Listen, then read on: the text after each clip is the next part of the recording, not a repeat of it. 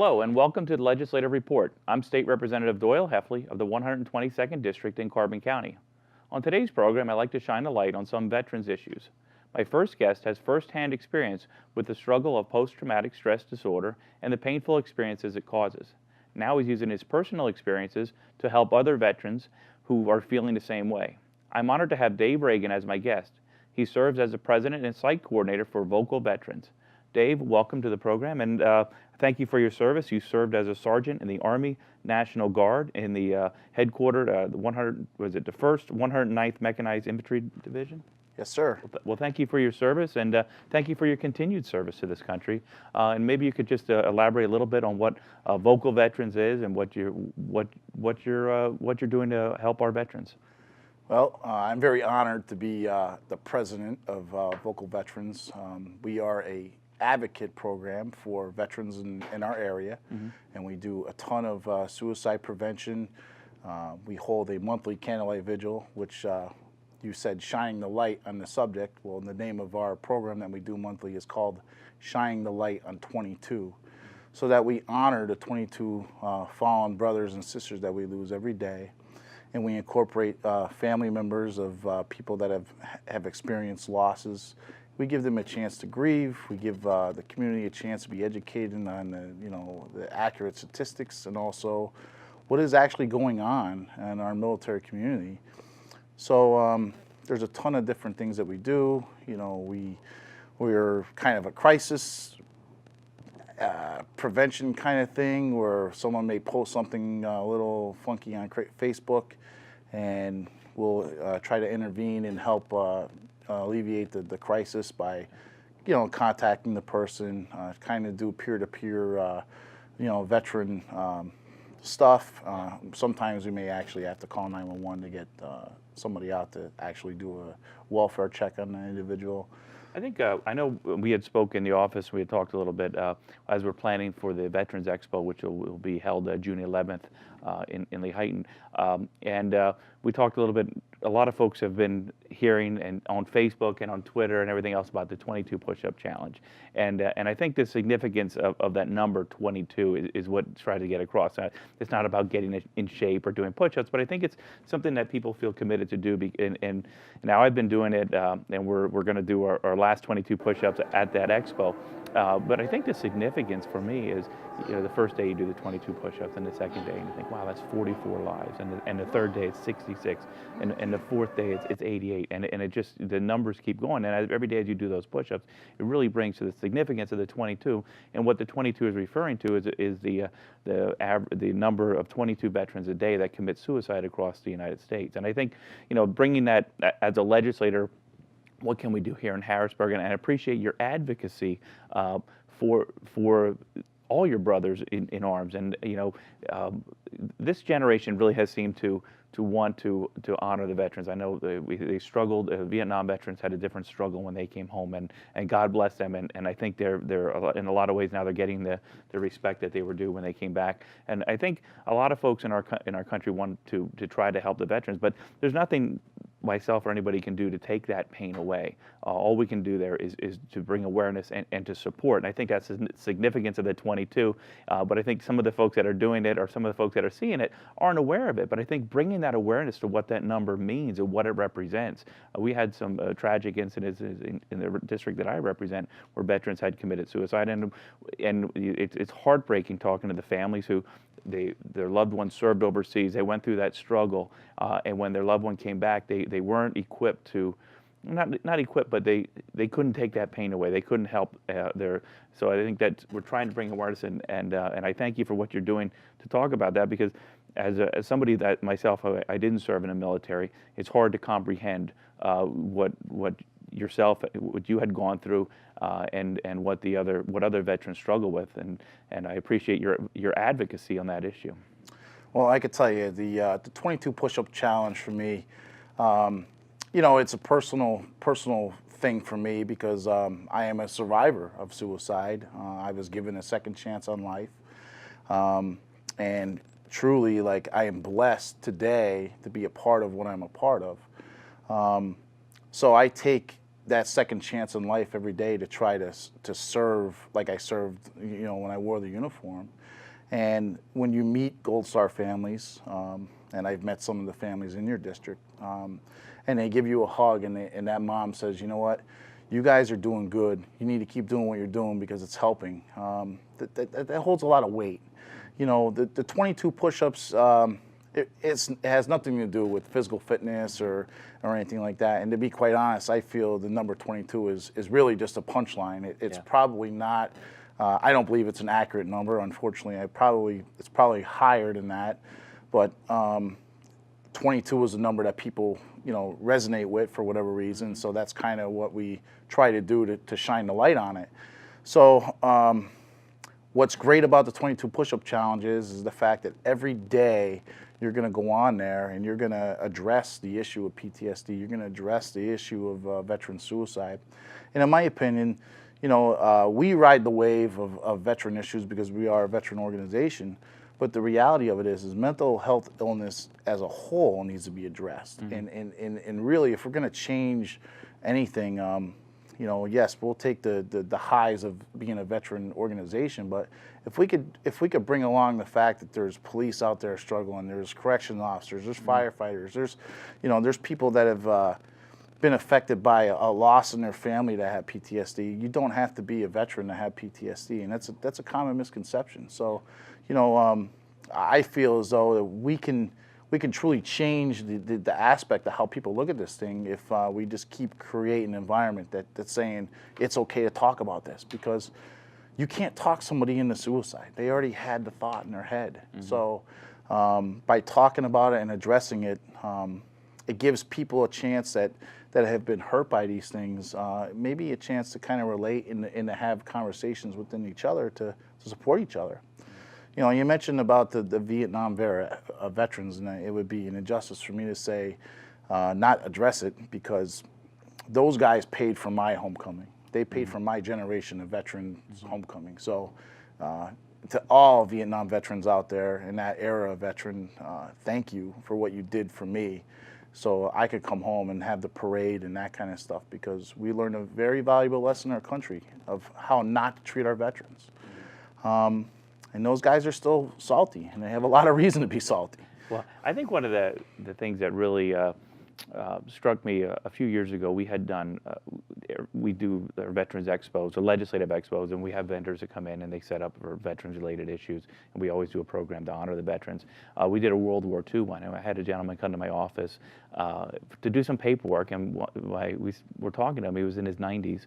He was a co-pilot on a B-52 bomber, and they had to crash land in the Pacific Ocean, and he lost several of his friends, and he actually wrote his story out, and we had the program for the World War II veterans, and this was, what, 60-some years after, and he still couldn't read. One of my office staff had read his story, and it was still very emotional, and I think that goes to the what people experience as yourself, and how that pain never really goes away, and the different coping skills or ways that you learn to deal with it. But you know, to him and to all the veterans, it's a huge thank you for what you sacrificed to preserve our freedoms, and I mean that sincerely. In every, you know, World War II, Vietnam, Korean veterans, and I've known quite a few Korean veterans as spoke at the Last Man's Dinner several times for the local Korean veterans, and for all that you do in every war to preserve our freedoms.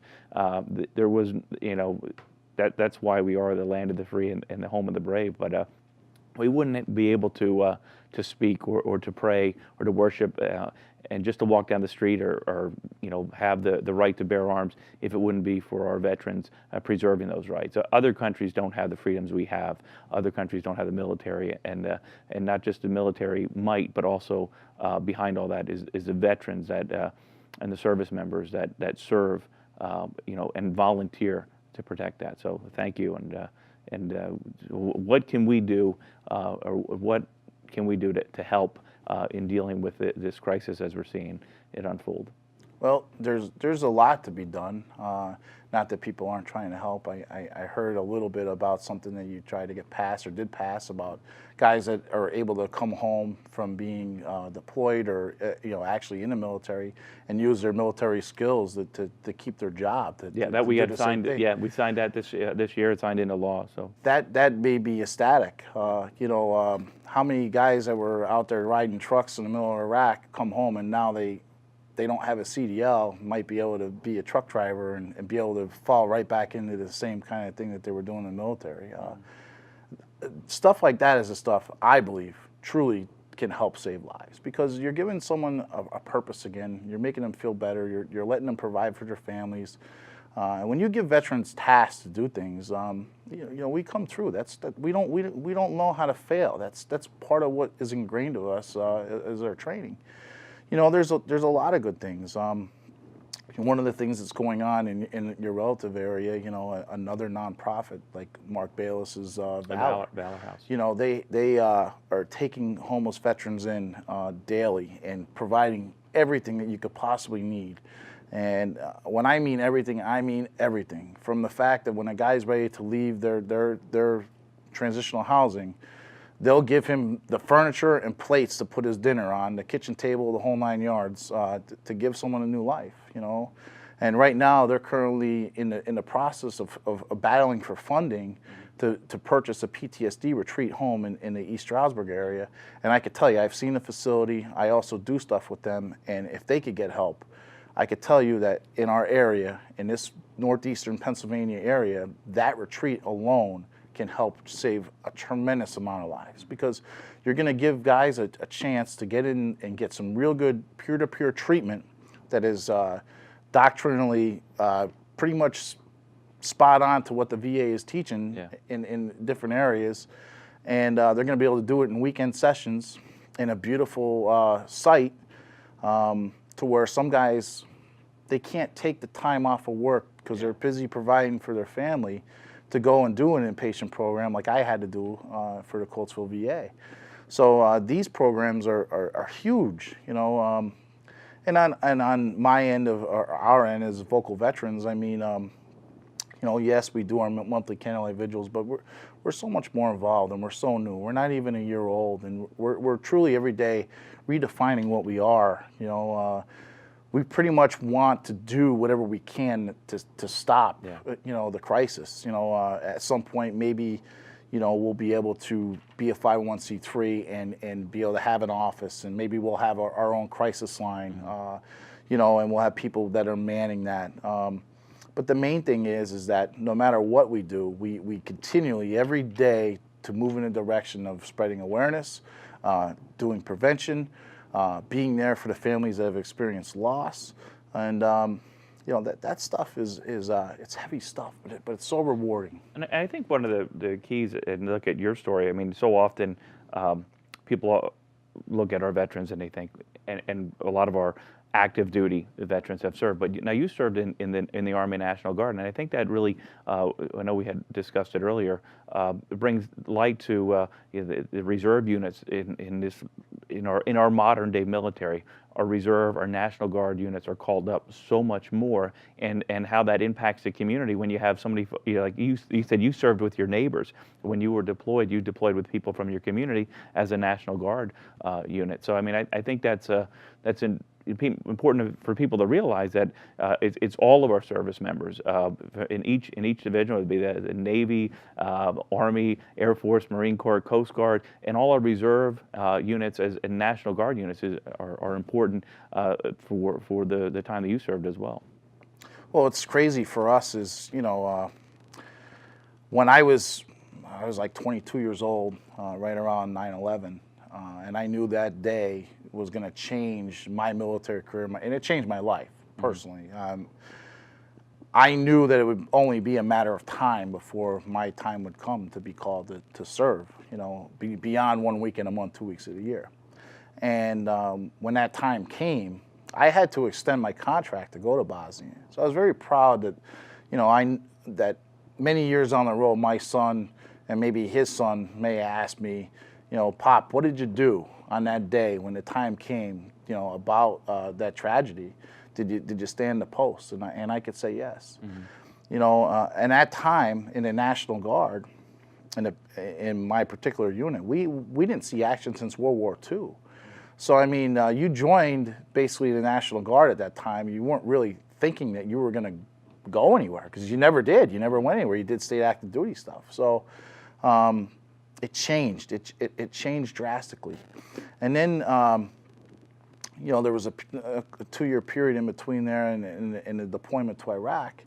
And by the time Iraq came, you know, it was Iraq was a very difficult personal decision for me.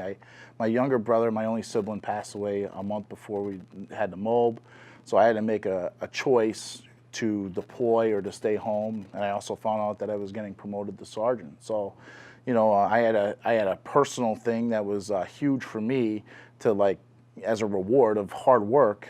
But then I also had the fact of, well, geez, I gotta think about what's going on at home. So when I left for Iraq, Iraq was a very difficult time for me personally. And you know, when we incurred, you know, six losses over there, and 5 of them in one day, those losses were just I just never experienced just a sense of just being lost.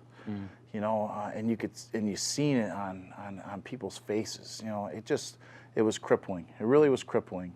And then those effects are still there every day. And when you talk about the community, you know, as a National Guard unit, like you said, we all are from one kind of area for the most part. So when you have losses, it's not just a loss, you know, from one side of the state or one side of the country to the other. You lost 5 people from your community, and that's a lot. That's a heavy weight. You know, 1 loss is enough, but can you imagine 5 at one time? So those families, I mean, geez, they're you know, they had to go through a tremendous amount of stuff. You know, but maybe the one thing that I hope brings a strength to it is the fact that they had each other.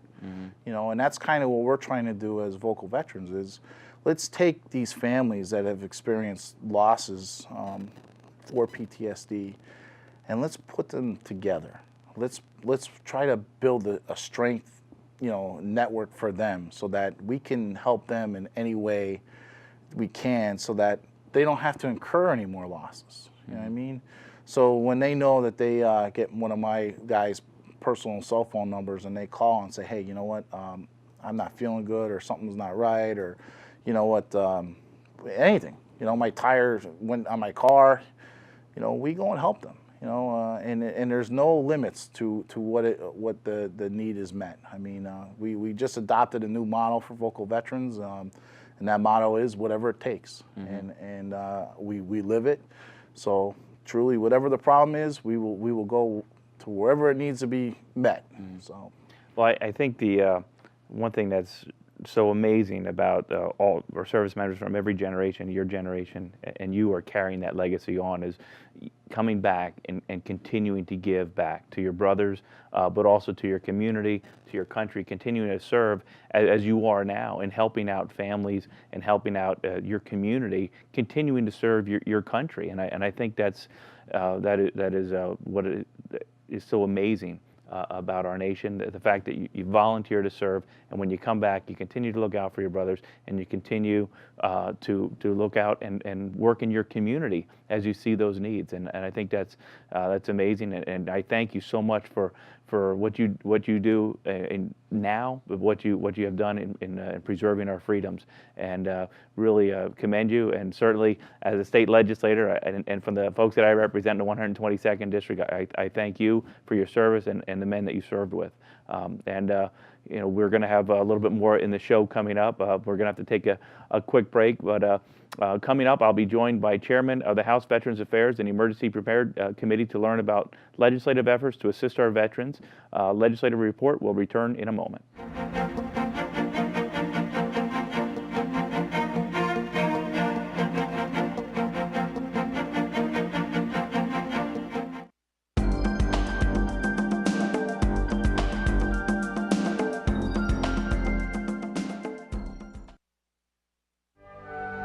Did you know The Avenue of Flags presentation at Indiantown Gap National Cemetery has over 500 casket flags.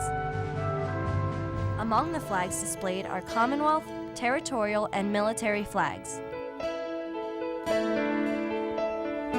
The flags are tied to 20-foot poles spaced 40 feet apart on both sides of the main drive of the cemetery.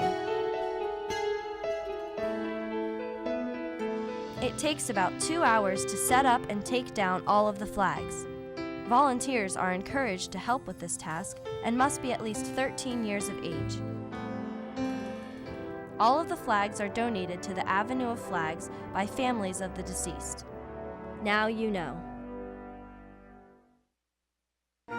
Did you know that Act 16 of 1999 honors one of the greatest leaders in the Pennsylvania House of Representatives? The Matthew J. Ryan Legislative Office Building, once known as the Capitol Annex, is located next to the main Capitol building and honors the late Speaker of the House, Matthew J. Ryan. Those who visit this building will observe the magnificent architectural designs providing eloquence and grandeur to the building. Known as one of the greatest members in the history of the Pennsylvania State House, Matthew Ryan started his career in the legislature in 1963 and was elected Speaker in 1981. His charisma and knowledge will forever be reflected in the building now named after this great legislative leader. Now you know. Welcome back to the program. Joining me now is Representative Steve Barrar, Chairman of the House Veterans Affairs and Emergency Preparedness Committee. Chairman, welcome. Now, you serve as a chairman of the committee, but you're also a U.S. Navy veteran. Yes. And I always tell people, as the chairman of Veteran Affairs Emergency Preparedness Committee, that it's the best job I've ever had since I've been in Harrisburg. I love the committee, the work of the committee. Everything we do with our committee is stuff that you would write home to your constituents about. It's all positive. It's a very, I guess you'd say it's very bipartisan. We have very few political squabbles in our committee. We try to do what's best for our firefighters, for emergency preparedness, and our veterans.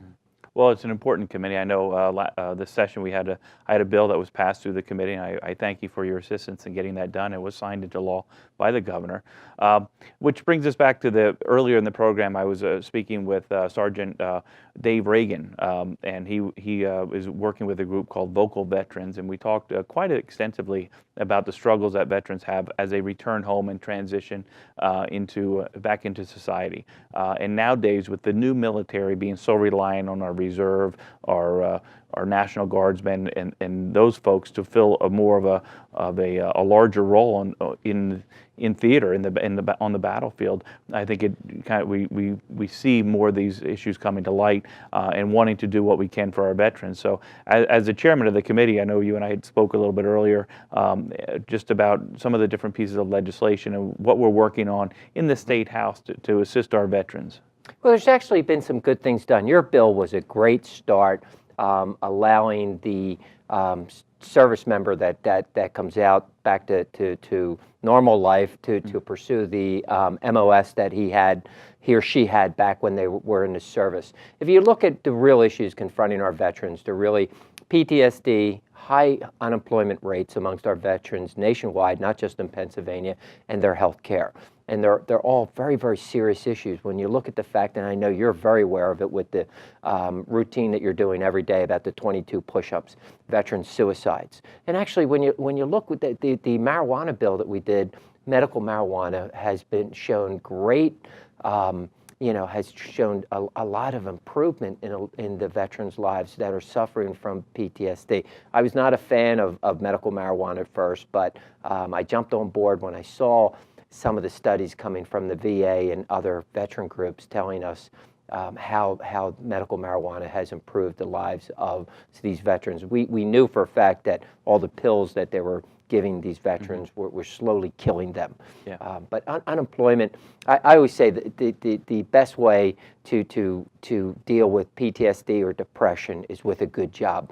People who tend to go to work to a job that they love, even though they may still suffer bouts of PTSD, they tend to get over it much faster. It's same with depression. If you're active, if you're doing things that you like in life, it's obvious that you're not going to be hit as hard by depression and PTSD. Job creation or the educational benefits. The Pennsylvania National Guard probably has the best educational benefits in the United States for their National Guard or Air Guard. Nobody has a better benefit than we do, and it's actually a great recruiting tool for us. So if you look at the package that we give, and then the way we try to help our veterans coming out, we've actually are instituting a new program that I'm getting very involved in. It's called Mental Health First Aid. We've gotten a grant to try to institute this in the National Guard. What it does, we teach. If you go through boot camp, you learn a lot about first aid. We learn how to help somebody stop the bleeding, help someone with a serious injury. This mental health first aid, what it will do, it will help soldiers identify another soldier or a family member who may be suffering from serious type of mental health conditions, and recognize the symptoms, and then be able to help them to steer them in the right direction of where they need to go to get the help they need.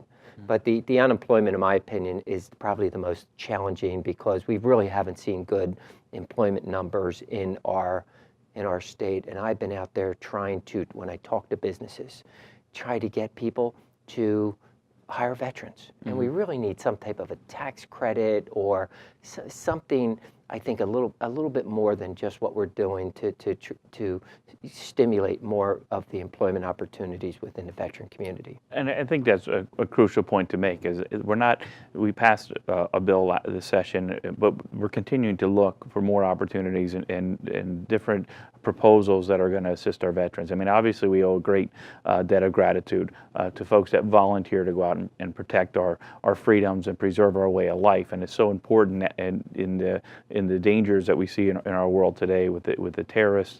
This is a different type of war. This is a different threat that's confronting our nation. Is that we're going to value the service of our volunteers, men and women who signed up to defend us, and that when they're returning home. And I commend you on the work that you've done in committee and that we've done on the House to try to help our veterans, not just as they're under deployment, and help with their families as well, that are dealing with maybe a job change as they move from a different state to different state, but also when those veterans are coming back to work and look at opportunities to help them find employment, get them the services that they need.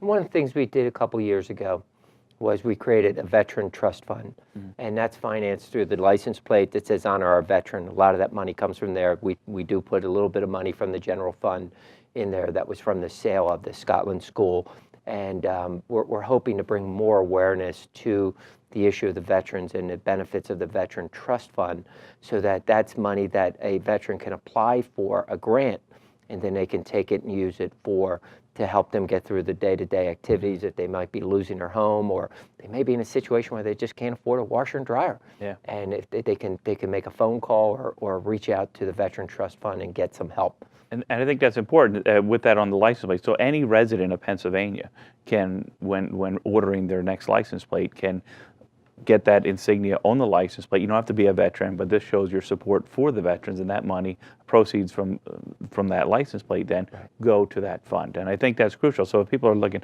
like, what can you do? I mean, we can't take away anything that our veterans have experienced, but we can help them through just that license plate. And I know we worked on legislation to help veterans identifying on their driver's license with the flag insignia, and that was a huge thing. So I know we're running out of time right now. I really appreciate you sitting down and speaking with us about this, and look forward to working forward on initiatives to help our veterans. That's all the time we have for today. This program. I'm State Representative Doyle Heffley. If you need assistance with any state matters, please feel free to contact me at my local office or through my website. The address and number will be shown in a moment. Thanks for watching, and please join me next time for Legislative Report.